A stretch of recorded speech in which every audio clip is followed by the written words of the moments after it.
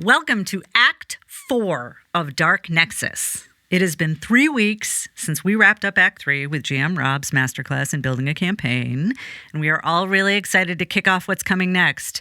We were afforded an opportunity we rarely get to wrap our old memories into our ongoing character development, and today we'll start to delve into the very different choices the three of us who've been playing these characters since day one made. As always, thank you to all of our supporters, especially this week to Farrell, Kevin, Brian, Amy, and Blue Mushroom. We appreciate you all so much. If you'd like to join them in supporting the show, you can find links to our Patreon page and the merch store at darknexuspodcast.com. If you haven't yet, please rate, review, and subscribe on every podcast app you use, and even the ones you don't. We just this week hit the 50,000 download mark thanks to you. We want to get this show, which we love making so much, into as many ears as possible. And you can help us, even just by passing us along to one friend you think might enjoy what we do. All right, Act 4 starts now.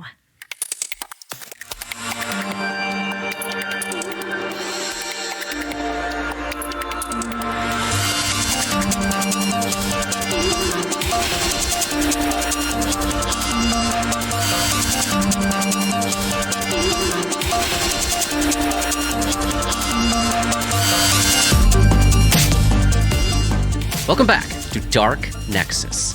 My name is Rob, I'm the Game Master, and our four players are... I'm Katie. I'm Paul. I'm Robert. And I'm Johnny. Tonight, we kick off the fourth book of the Strange Eons Adventure Path, The Whisper Out of Time, written by Richard Pett. We begin with our prologue. At the edge of the night ocean, someone waits, hovering on the squishy shoreline of the root source of oblivion, the place where every story ends. When this is unclear. But then again, here where everything is ending, what even is time? Here on the shores of the night ocean, there is no future. The present is an endless dream. There is a past, though, sort of. At least, there is a then. There are events that occurred before one was here. It's just that it's hard to keep them in order or process when they were, how long ago, why they happened, but that's all right. This being that waits here at the place where every story ends, doesn't know exactly what to call himself anymore, if names even matter out here, which perhaps they don't. But still, the concept of identity is sticky. He wants to be someone, just not himself. He had a name once, given to him by a hateful old witch, a name he'd mostly rejected. He took another name, a version of it, but he did things under that name that he can't live with. Not that he's alive, of course. But since his consciousness persists for now, it's still the word alive that makes the most sort of sense to him. He had gotten his memories back. Somehow. Whatever the others had done, whatever path they walked, whatever choices they made, whatever sacrifices, they'd worked. He'd remembered. But it hadn't made anything any better. It made it easier to let go, of course, even more of the real world, the piece of him that felt driven to keep an eye on it. It calmed even more. But he still couldn't pass on. He couldn't travel the river of souls because he had still so much help to give. He'd felt drawn to depart, but drawn to stay, to be a guardian angel for those he failed to help in life. And a smile passes over the face of this being hovering at the edge of the end of our story. An angel. Someone had called him that once.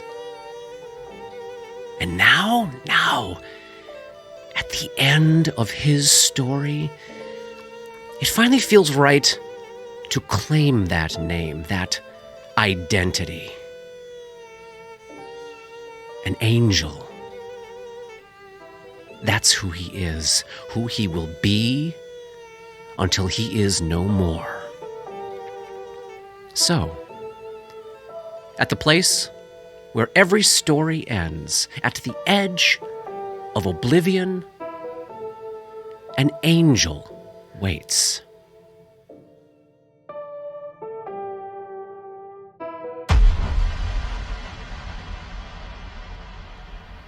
Act 4, Chapter 151. It is actually day 151 of the campaign, and we are in Casimir. So Act 4 is going to start with Dabwick. We know that Dora, Grip, and Vic are going to wake today, the 23rd of Frost, 4719, 67 days after they fell asleep. But that hasn't quite happened yet. It's going to happen. Lying on the little rug in front of Dabwick's fireplace in the small front room of this cozy flat in Greyguard's shadow, Dora, Grip, and Vic's bodies are slowly starting to stir. It's what had happened with Dabwick's tiny little body a little bit before they woke, and why Chester had been camped out next to their bed. So we know that these three are going to wake. We don't yet know what effect the experiences of that last trip to the Dreamlands is going to have on them all. And remember, y'all, a lot happened in the 8 episodes since you were last awake. You rescued and lost YK. Barnabas joined you and then sacrificed himself. You learned that Lowell's plans to use the Necronomicon to find Neruzavin, where he will take the inmost blot physically into his body and use its power to sacrifice Golarion to Carcosa and free Haster. You learned that Wirelai plans to use Neb's giant flea familiar as a tool for finding Neruzavin to help Lowell's, presumably, or at least to ensure his success. You crossed the Eastern Desert and were changed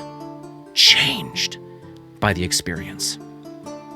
Vic felt the need for vengeance slipping away from him. Grip lost hold of the notion that his ledger could ever be balanced. Dora's sense of moral superiority began to fade. And Dabwick. Little Dabwick felt more and more of their pluck and surety get sanded away. There was, of course, more that happened while you slept, more that you learned, including new contact with the prisoner, since you last walked in the real world. But let's turn to Dabwick. It's just a short time right now, Paul, after the end of Act 3. Dabs has had a chance to get out of bed, work their muscles a little bit, marvel at how sore and weak they feel, but also to start to enjoy the sensation of life, returning to a body that had been motionless for so long.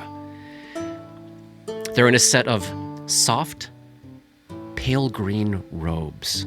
Very Verduran Forest druid chic. They'd had a chance to quickly look through the large trunk in their bedroom, where Chester and J-Dove have neatly folded and stowed all of the party's clothes and gear.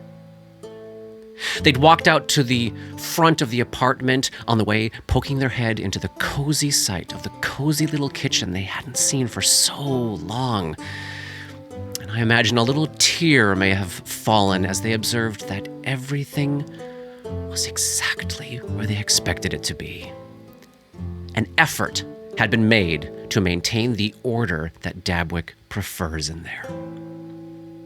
And in the front room, they'd seen Dora, Grip, and Vic laid out on cots, side by side, in front of the fireplace, which now burns with a small, cozy fire. Those three are also dressed in the same green robes. Everyone looks very Wildwood Lodgy. In fact, it's only the color of the robes that is helping them to look less like corpses. Less like all those bodies in white robes that had been neatly lined up on the pyre back in Thrushmoor back before they set sail. Push that thought away. And Dabwick had seen Barnabas sitting up on Skywind's old pallet in the corner next to the fireplace. His eyes were open, but unseeing. There's nothing there. He's in his own clothes, but not his armor or gear. In fact, his equipment lays neatly folded next to him, and Dabs immediately noticed how different all of his gear looked. His magical chain shirt seemed faded and worn, almost. Melisand's rapier looked dull and sad. Daggerbotha's headband just seemed like a mundane heap of kind of bland, crappy coral and shells. It all looked as empty as Barnabas looked. While Chester made some tea, Jadov had silently helped Dabwick get a peek out the front door, and there it was, Paul, Casimir. Dark and gray in the late afternoon light, dark and gray under the cover of the late winter clouds overhead, and of course, under the shadow of the castle. Dabwick had looked down the hill over the bustling neighborhood of Greyguard's shadow, tightly packed narrow streets of narrow 2- and 3-story buildings, clangs and bangs and whinnies and clatters and hollers and hustle and bustle. Life persisted. They looked down into the wet, muddy sprawl of Admiral's Fen, with its dark, single-story homes and houses, all of them looking like cockroaches scrambling for cover under muddy rocks. Yes, squalor persisted.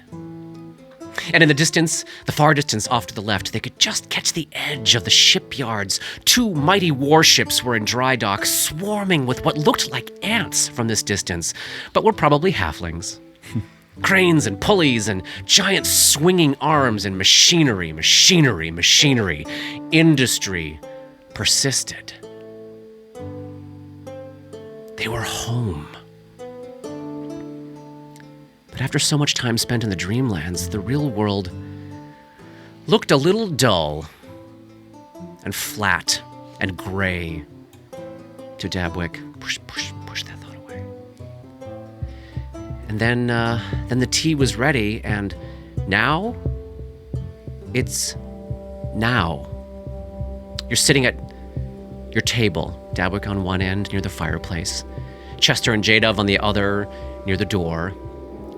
Inspiring a profound sense of deja vu is that Dabs and Jadov are sitting exactly where they'd sat the last time they'd seen each other, 8 months ago. Jadov has aged this past year.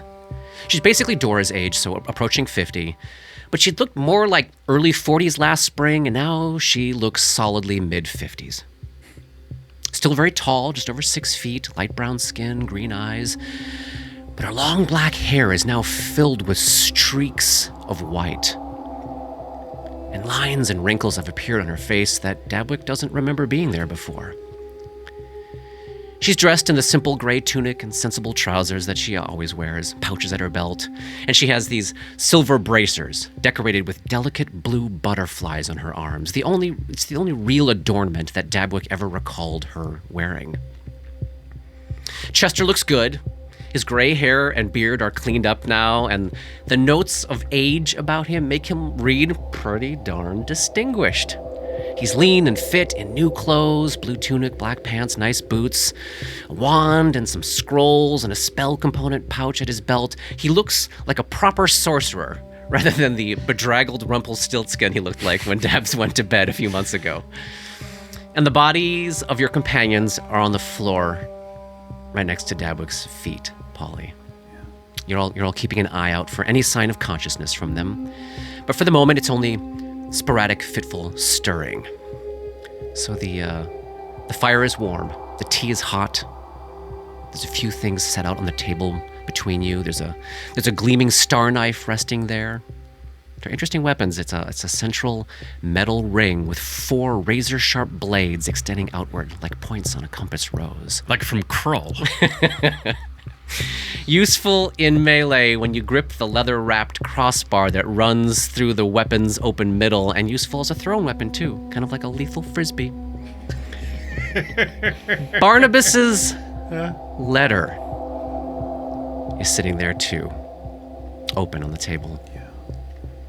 And standing in a frame is a small portrait. I don't know whether or not Dabwick ever actually saw this item before, and given the timeline of that episode, I'm betting they didn't. But Devs immediately recognizes the subject of this small portrait. It's a human woman in her early 40s in a clean white blouse, olive skin, piercing smoky blue eyes, and long wavy hair with one white stripe. It's Hadrana, the leader of the Stardust Augurs. Enough table setting. Let's let Act 4 begin. Take it away, Polly. Chester and J-Dove, what can you tell me of the Sullen Starling? It's been, you say, 2 months. Well, Dabwick, they had a hold full of hardwood. They were obligated to take to their final destination, and they have done so. They set sail. The bulk of the cargo was due somewhere over in Doran, and the time came when they had to go. Of course, the Skywyn had to continue her journey. She didn't want to, Dabwick. She wanted to be here with you, with all of you, but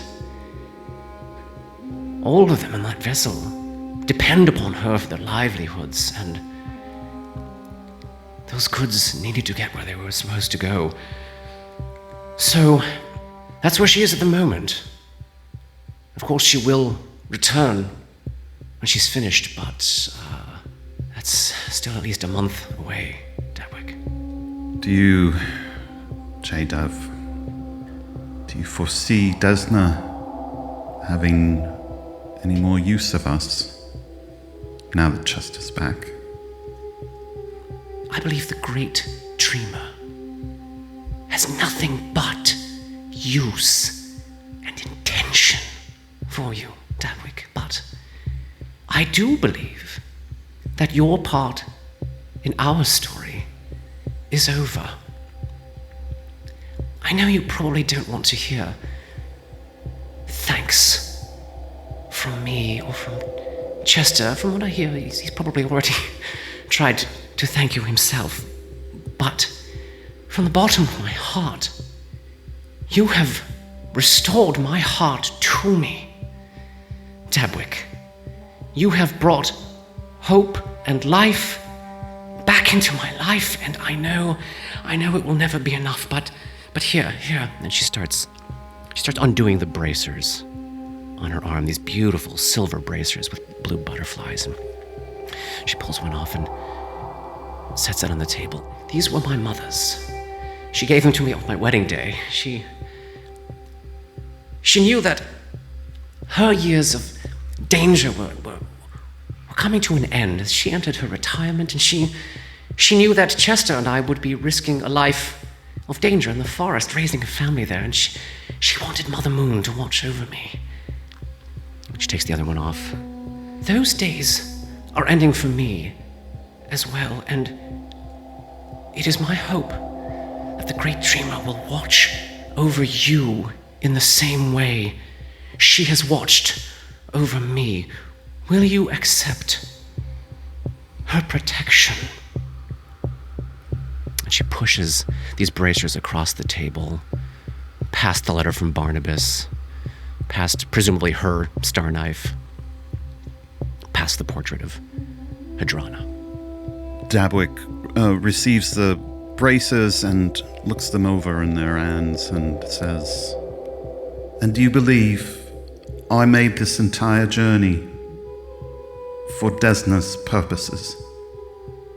To save you, to save Chester, to bring you two back together. That was the whole purpose of my journey." I believe Desna saw the possibility of hope in your journey, in your path, and saw the opportunity of a blessing to fall into our lives. I cannot speak to your purpose in life, your purpose as a whole, but I do know that Desna saw in you a chance to save us on your way, on your journey, and gave you that opportunity. Why not just ask me? If you believed, why not just ask me? I feared you either would not believe me, or you would resent knowing anything at all about your own future. Not that I knew about your future, not that I believe Desna even knows about your future, but I feared, honestly, the worst thing I could do would be to ask you to do this thing for me, lest your knowledge of it would change your choices. Desna gave me reason to believe that your choices would lead to this end, and I could not risk inserting myself between you and what you were destined to do. However personal your reasons for manipulating me onto that ship, J-Dove, I don't know that Desna really understood what it was that I was about to go into, what I was going to experience. Do you regret your journey, Dabwick? I regret the trust that's been challenged by your actions, J-Dove. I have a bigger journey ahead of me, much larger than rescuing a loved one. There are great cities at stake. And if Desna has a plan, she's got to think much larger than just you two. I will accept this gift with the intention that you so generously describe. But I'm at odds, J-Dove, with your methods, and I don't know that Desna has much to do with it. I worry that you've let your ego dictate what you believe Desna has the power to do. You believe it was all my vanity? I don't know how you could have known that I would run into Chester. There might have been some divine inspiration there, but I take issue with how you treated me to get me on board with this task. I'm sorry, J-Dove, but it's a big pill to swallow. I understand. And I understand that I will spend the rest of my life working to deserve the second chance at life. That is part of my reason for passing these on to you. And you might find them a useful tool in meditation.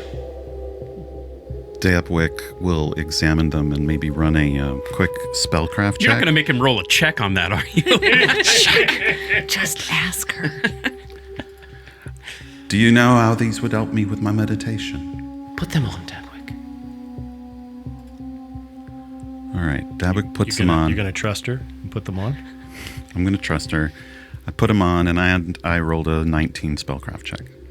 You cannot parse the magic, but what you feel when you put them on is a feeling unlike anything you've ever had. The rush of divine care you feel blanketed around you when you put them on is insane.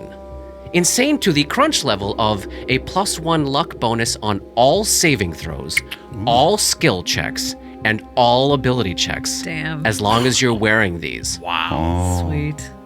And though Dabwick can't quite yet parse what else they might do, just for Paul to know, keep contemplating Dabwick's relationship to Desna.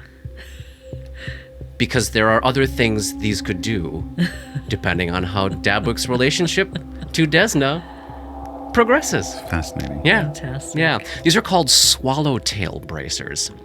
Yeah. +1 luck bonus, all saves, ability checks, and skill checks. Luck bonuses are really rare. Yeah. It's Rare, really yes. awesome. That's great. Well, Dabuk, I'm sure you want to know what happened. Anything that you can tell me. There's a little bit of fitful stirring on the ground from 1, 2, 3, 4, 5, 6. There's a little bit of fitful stirring on the ground from Gripper's body. Well, Tabs, the next day after you went to sleep was very stressful for everyone. Stasi came up on the deck in the morning in a state that had everyone on edge. I didn't quite know her yet at the time, so she just seemed a little concerned. but after I did get to know her, looking back, she must have read as flat out panicked to everyone else. There were 2 big problems. Well, 3, I suppose. The first was technically that Barnabas had fallen asleep with you, which he wasn't supposed to do. And seeing as how there was nothing she could do about that, and thinking he'd just wake up in the morning like the rest of you, Stasi didn't bother to sound an alarm the previous night. She knew Stanhope was awake on deck, and as she said, she knew that I was there, so anything happened, she felt confident that was enough protection on board. But in the morning, is the 2 big problems. Can I ask a question? Yeah. How far away from Casimir were we when we fell asleep that last time? When you last were aware of time, I think the last thing that had been said out loud was Skywin was like less than 2 weeks away. Gotcha, thank you. Yep. So first, Barnabas woke up. Dabway, but he was like you see him now. And not only that, Stasi was quick to point out, and I was able to verify, that all of his equipment had been completely drained of magic. His armor, rapier, headband, all of it. Stasi told me how the other 3 had their memories erased several months ago, and we assumed the same had happened to Barnabas, but Stasi was fairly certain that they had just woken up out of it. So we assumed the same would happen to him. It hasn't, obviously. And you see, he's in his hybrid form right now, so he's anthropomorphic fox form, sitting just blankly on Skywin's cot, now kind of like humming a little tune to himself, but not with any intentionality and barely with words. Skywin's cot? Yeah, Skywin keeps a cot in Okay. Dabuk's living room for when she's in town. And of course, the big problem, which is that the 4 of you didn't wake. Nothing we did worked. You were just out, sound asleep. I of course, grew pretty fearful by the end of the day, given what had happened to me. But given what had happened to me, I at least had some suggestions to make. Hydrana and the Stardust Augurs had kept me alive all those years with good berries, and one nice thing about being in this part of the world is that there are always druids to be found if you know where to look. So we pushed, and we managed to reach Bellis by nightfall. They knew some folks there, apparently, and we got enough berries to cover a few days, and, that was when the cook left. Hala, that was his name? I don't really know the story there, I barely met him. You probably know much more than I do, but when Skywin came back aboard, she let us know Hala had taken his leave, perhaps indefinitely. We sailed on, but things were quite disrupted, as you can imagine.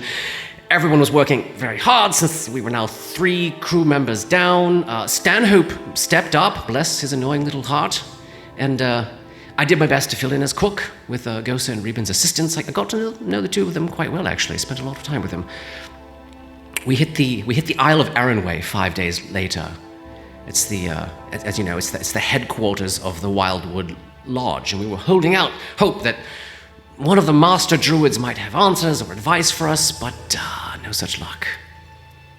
We stayed for a few days, but there was nothing they could do. And Skywin was, she was in a bad way. It took Joshua and Veldy and Katzen stepping up, insisting that we finish the voyage to get Skywin moving. We took another supply of good berries with us, and we continued on. That last stretch of time, the whole ship was out of sorts. All the routines were discombobulated, everyone was concerned, and oh God, Stanhope. Ugh. He chose that moment in time to, of all things, learn how to play the violin? Stasi had been working with Katzen on documenting an inventory of all your belongings, just so we knew what was there, and there was a list, and just in case, She wanted there to be a list. Stasi likes lists, I guess. Tracks.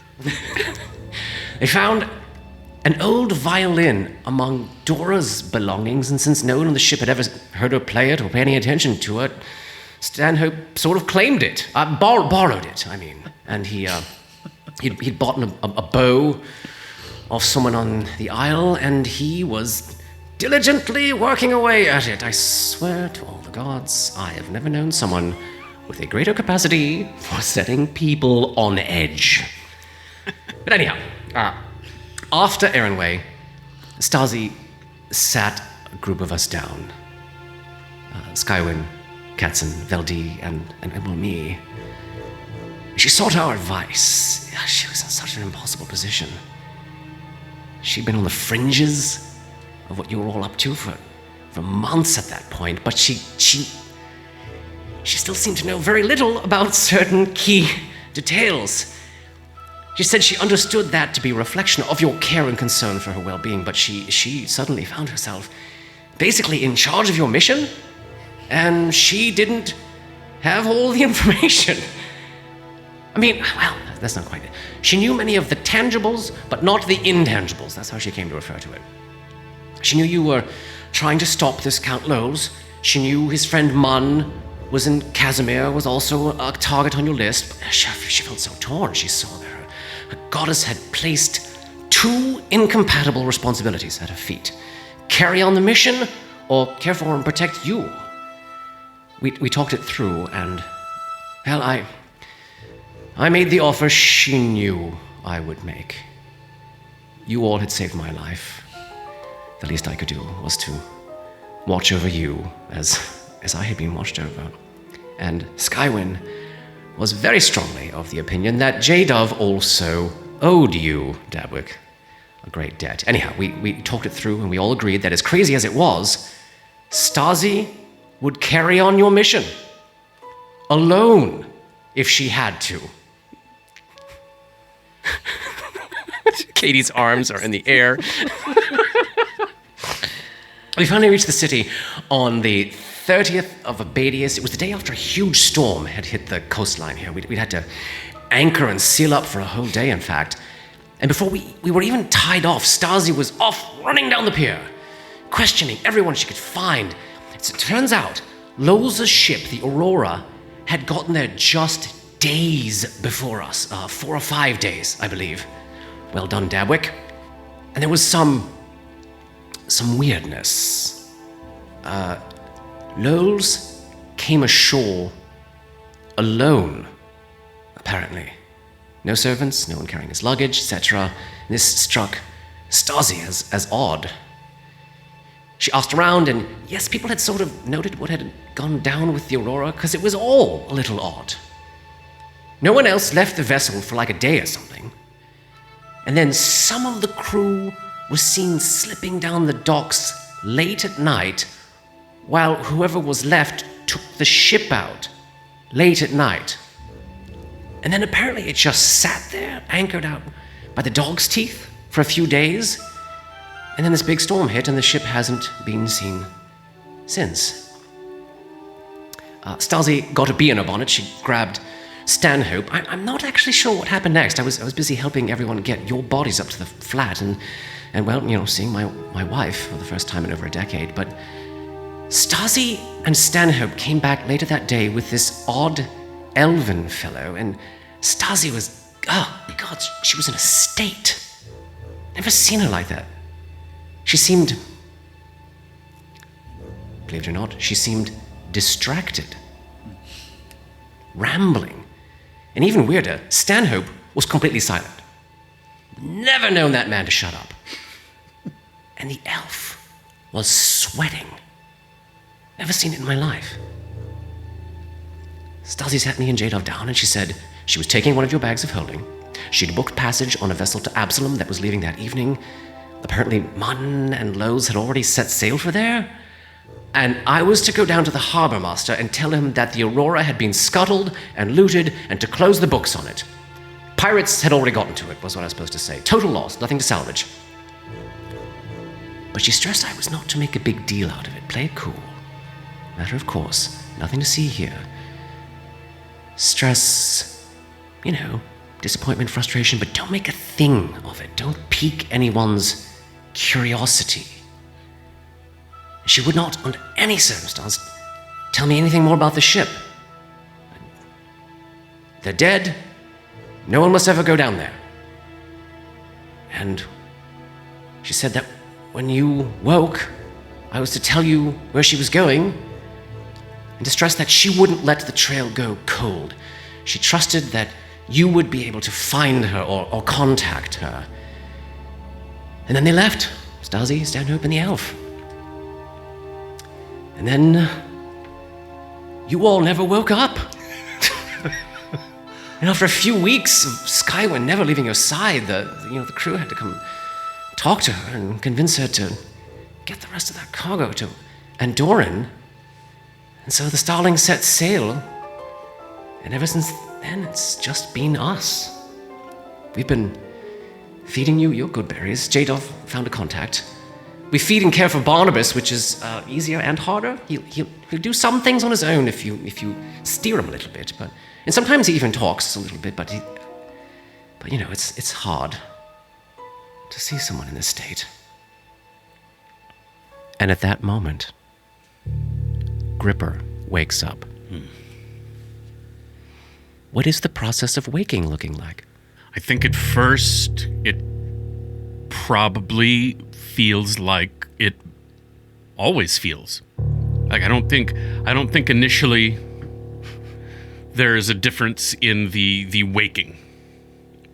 But I think as soon as he tries to move a little bit, Oh boy, yeah. then it's like, oh, I've been stationary for how many? 7 days. 67 days. So that's gotta be a very weird sensation for him. But then, I think it doesn't take him long to realize, okay, I'm not on the boat. Yeah. And I think that is going to be the first look around, Yeah. see where he's at. And Dabs, you're right. He's right at your feet. Right. Says, oh. I don't know if he sees Chester or J-Dove. So I think Chester is also right over you. J-Dove, I think, is slipping off to the kitchen to go get some tea. Okay.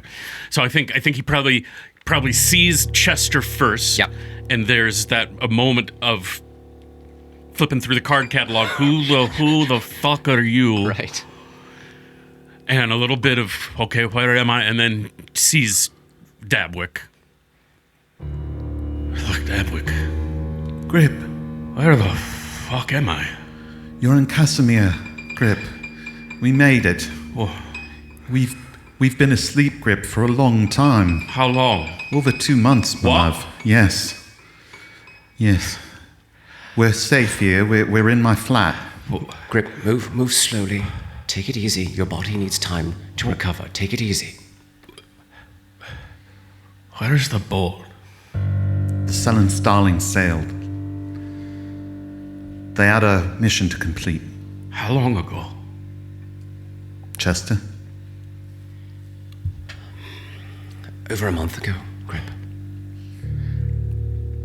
I think you see him crumple a little bit at that. I've been picturing this moment like ever since the last time we played. Yeah. And it tears me up. Like he's devastated. I didn't even get to say thank you or goodbye. 2 months. And then he looks and sees that Vic and Dora are still asleep. Yeah, right next to you. How long have you been awake? Minutes.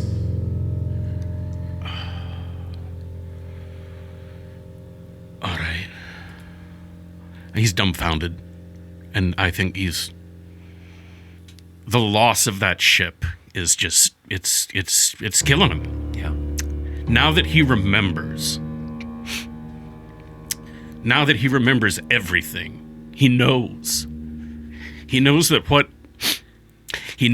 they all gave him is something that he's never had. Yeah. Seeing this look on his face, Chester gives you a little pat, Dabwick, and slips out of the room as well to leave the two of you alone. This is obviously, Chester's known you all very briefly, but this is not a grip that he recognizes, and he understands, Right. This is a big moment for all of you. Yeah. Dabwick would just sit with you. And then I think he sees Barnabas, Yeah. and that's its own crumpling, He wrote us a letter. I'd love to share it with you when you're ready. Yeah, he'll hear the letter. Okay. He's right, we never did talk. I regret that now. I think he's lost in his head now a little bit. Who does he feel like? Does he feel like himself? What is this experience of a second lifetime's worth of memories, like hitting his synapses? Where does it leave his sense of identity? I think, and this is why the loss of the Starling is hitting him so hard. I think that's what he feels like his true self is now, or what he wants his true self to be. Mm-hmm. Seeing the vision of who we all were on the visit when Lowell's killed us, right? Yep. I was listening to that again, and that memory of how you described as these are people who have no regard for one another. They have no regard for them as a team. Yeah. They are only in it, and he recognized that, and seeing it, and then remembering how that felt, and he knows that that's not. He wants nothing to do with that guy. Yeah. I don't think he'll ever pick up an axe again. Mm. Even though he doesn't have that phobia anymore. And yeah, and just on the, on the crunchy level, you said, let's see, what do you want to cherry pick from your previous self? Yeah. And I thought maybe there'd be a few things, but I looked down that sheet and it's just like there was nothing. And I think his picture of himself learning that ship, that's who he thinks he is. Yeah, yeah. He's Griptusk Sullen Skywin. And he took nothing from Nothing. Grook Riptusk. Not a single thing. Nope. Not a skill point, not a feat, nothing. Nope, he wants nothing to do with who he was. Yeah. I think about even from a power gamer place, like how often do you get the choice of like, hey, you want to throw some ranks away? You could be like, well, no, we're not going to be on a boat. I'm going to give up all these ranks in Profession Sailor to take something, more ranks in whatever XYZ. And it's like that's just not. It's not the way he went. Nope. And then he gets filled in on. Yeah. on Well, so all we can the- picture here for a few minutes. Dabs and Chester can fill him in on what Dabs has heard already. You have a chance to look over the letter. Sitting in your weird little green robes, your little druidy robes, on your cot with your little tea kind of Little. stretch. Yeah, gigantic. Getting the muscles stretched out. And I think this experience of getting the body wakened is slightly less traumatic for you than for Dabs, because you also just experienced this supernatural expansion of your body's power. Right, I think right. just a little hint of that carries over into the waking world and makes something about this physical transition slightly less difficult than the last half hour or whatever has been for Dabs. Right. Okay. Yeah. But yeah, so filled in on the story so far, filled in on Barnabas's letter. I can't believe she went off on her own. Well, not totally on her own. Well, but still, Yeah. you know what I mean. Yeah. Oh, right. The omission is significant. Stanhope didn't take the violin with him when he traveled with Stasi, did he? Yes. Katie, Jesus Christ! Katie, Are you kidding me? Katie just went berserk over there. And I will say this, I didn't make that choice for Johnny.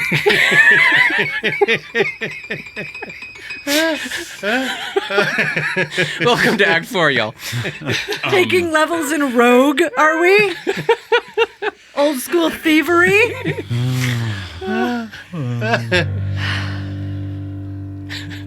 Well, we've lost too much fucking time. We have. If I'm ever going to see that crew again, and my friend, that is my intention. That is what I'm doing this for. We've got to get fucking moving.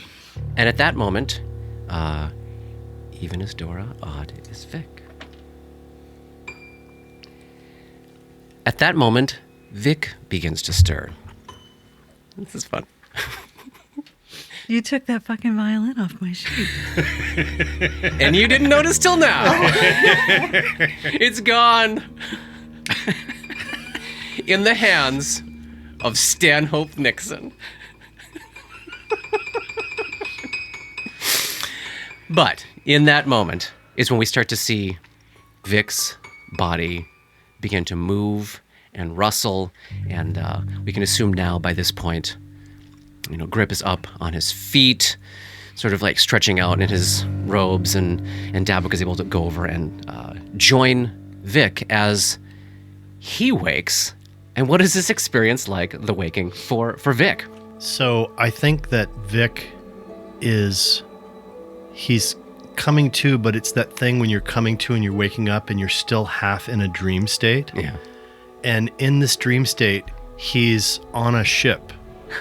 He's on a boat, and he's there with Katerina. And they are having this sort of like, I don't think they're on a river. I think they're like maybe in like a pond or something like that. Like it's like a little tiny rowboat kind of thing. And it's literally like him and her together, and they're fishing. How old is she? Young. Okay, she's a kid. Yeah, she's a kid. She's not into double digits yet. Okay. But she's still a kid. And they like packed a lunch and stuff, and they're just fishing and not doing a terribly good job of it. Mm-hmm. Because neither of them know how to fish, but they're having fun, and it's kind of quiet, and it's away from sort of the hustle and bustle of Dilathleen. Yeah. And she's, telling him a story about, whatever it was she did the day before, and about the things that she's into in that moment in time. And he's like looking at her, and there's like light on the pond and stuff, and and it's like he's looking away and looking at starting to catch a fit, like I can feel something on the line, and he's looking back at her, and then slowly sort of like coming to feel an intense feeling of like the change and the perception of your physical body is stark, going from a feeling of like loose ease, time with family, to every time I even shift, it hurts. Things are slow to respond. Imprisoned. Yeah, in his own trapped body. in your own body in a set of green robes. As Dabwick, his little halfling face, is looking down on you. Vic. Vic, come up slowly. Dabwick? Yes. Dabs. We've been out for a long time, my friend. Over 2 months. 2 months? Where were we? Well, we were at the Mad Poet's Oasis. At least that's where I last saw you. That's right, he drowned us there. No, that's not right. He didn't drown us there. No, he did drown us there. Wait. No, I know you. You're Dabs. And I'm real, friend. No, you're real. You're real. Where are we? We're in my flat in Casimir. It was safe. We made it. We made it to the city. Yeah. Casimir, that's right. That's right, Casimir. Yeah, we were trying to go to Casimir. You can see the giant shadow of the Gripper looming across the way. What's up there, friend? And he looks at you, and for a second you see him looking at you and sort of like clocking the angles and stuff. And then he's like, Wait, no, your grip. That's right. Your grip. Yeah, no, we're friends. We're friends, we're brothers. That's right. That's right. A shadow crosses the doorway, and it's Chester looking in to see how this is going. Chester, right? Yes, that's right, my friend. I have tea for you when you're ready to... Yeah, no tea. All right. You sound different. Do I? You do. Shit. Who are you? What do you mean? Do you still feel like a Vic? Who?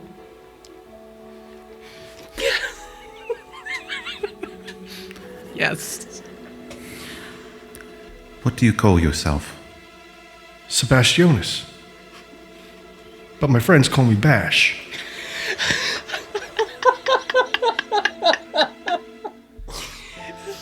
Welcome, Bash. And we're friends. We are friends. We're friends. We are friends. Yeah. Yeah, I know that. I know you're my friend, Dabs. And do you know what our mission is, Bash? Do you remember what we're fighting for? I remember what I'm fighting for. What's that? I gotta find some way to try to get back to her.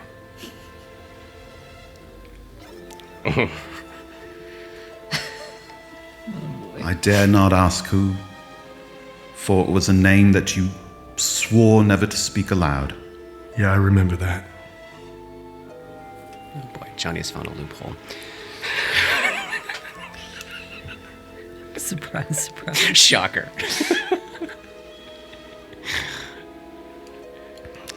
How's, Oh,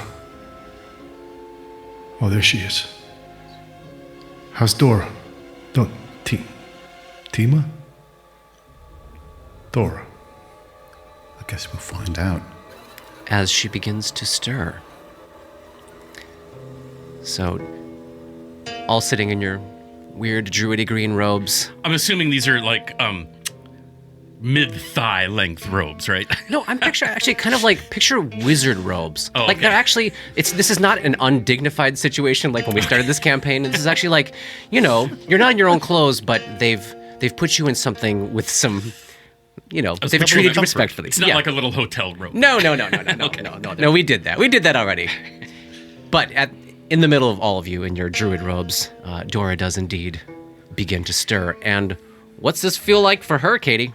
Dora wakes with a tremendous gasp and inhalation of air, and her back arches, her eyes pop open, and she is trembling as if something is leaving her body or entering it or both. And she begins thrashing, and it's clear that this is incredibly painful to her stymied limbs and muscles, her atrophied body. She's older than I think all of you, except maybe Chester and J-Dove. And this is akin to when she was hit by that symbol in the caravanserai and collapsed, yes. unable to support her own body weight. But she can't stop this. Grip, hold it down. Hey, It's okay. It's okay. Dora. It's okay. Dora. You're here with us. It's okay.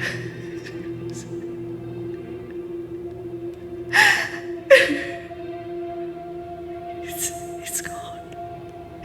It's gone. It's gone. It's all gone. what's gone? What left? What's gone?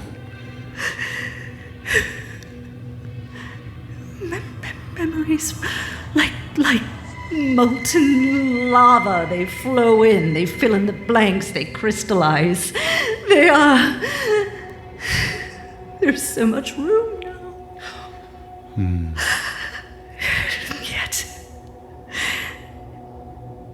there is always more emptiness. Oh, Ray.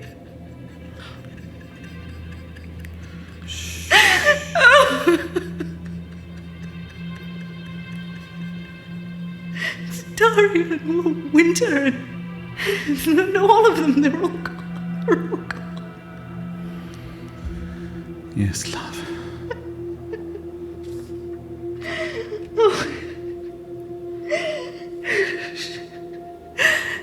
My mother. My father. And me. That little girl. She didn't know. She didn't know. No. She didn't. And anathema. It wasn't fair. It wasn't, she wasn't, she was just a little girl too, you know, she was just. This goes on for some time. Dora. Do you know that I wasn't called Dora when I was born? I was called another name, and my father didn't like it. It was my mother's choice. My father didn't like it, so he called me Dora. It was him that called me Dora. But that's not who I am. What did your mother call you? It makes so much sense now.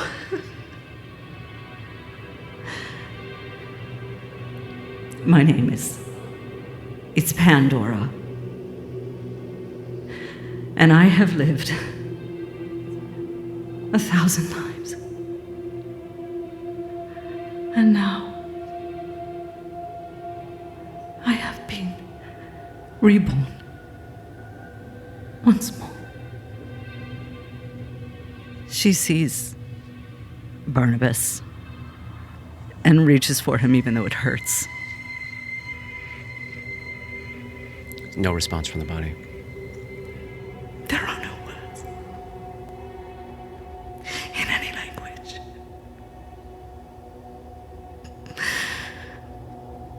More than family. More than friends. I'm sorry. I'm sorry. I need time. And then, with absolutely no warning, as the four of you gather on the floor in your druid robes, with no equipment whatsoever, Dabwick, Grip, Bash, and Pandora. There's a bang and a pop in the center of Dabwick's living room. There's a slight roar, a faint whiff of sulfur, and a distant echo of screaming. And where there had previously been nothing, there is now a creature standing there. A grotesque, winged, 7.5-foot tall abomination. A horrible mix of demonic and angelic features, as if two competing bodies had been painfully and carelessly fused into one creature of blazing radiance and blazing agony. Its fanged, leonine face is frozen in permanent contempt, while a beautiful angel face with an expression of horror sporadically bulges out of the back of its skull. Its arms are pale and hairless and humanoid, but end in these giant cat-like paws with terrible claws, one of which is somehow gripping a flaming longsword. Its legs are fur-covered, haunched feline appendages ending in twisted, backward-facing, seemingly burnt and charred human feet. and the wings erupting out of its back are radiant white and feathered and bird-like, but flecked with red and black, twitching as if suffering from continuous nerve damage. The whole thing, in fact, seems to be a screenshot of agony. The creature is standing right next to Grip and stares daggers into his soul as the lion mouth howls. There you are, blasphemer. You've been a hard one to find, coward. Now, today we come in rage and fury. Prostrate yourself and swear the oaths, or meet the scourge today. Now. And the awful humanish face on the back of its head suddenly erupts out of the front side of its face with a crunching sound of bones snapping. Do it, mortal. He will kill you. I can't stop him. Save yourself. Stay alive. Bow down and serve. And that's the end of chapter 151. We will pick up Act 4 next time. That's a problem. Sebastianus. Yeah.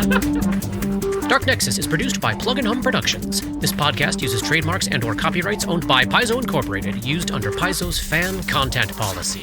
This podcast is not published, endorsed, or specifically approved by Paizo. For more information about Paizo Inc. and Paizo products, please visit paizo.com. That's PAIZO.com. Dark Nexus uses music and soundscapes by Syrinscape. Check them out at Syrinscape.com. That's SYRINSCAPE.com. Opening and closing themes, along with additional music composed by Rob Kauzlaric. Artwork for Dark Nexus is by Matt Wahlquist. And thanks to DMCP, Richard and Ari, Paul and Shannon, Scotty, Jason, Jess, Joe, Chelsea, Matt, Dave, Derek, Darren, Michaela, J.H., the Biscuit Buddies, and everyone we've gamed with over the years for all the memories and inspiration. You are a big part of our storytelling as well. And we love it when you help us. You are, in fact, the antagonist. And also often the protagonist. Wow. The story pal. Your story pal. Story buddy. My name's Rob. I'm the story pal tonight. Protagonist, antagonist, and lover.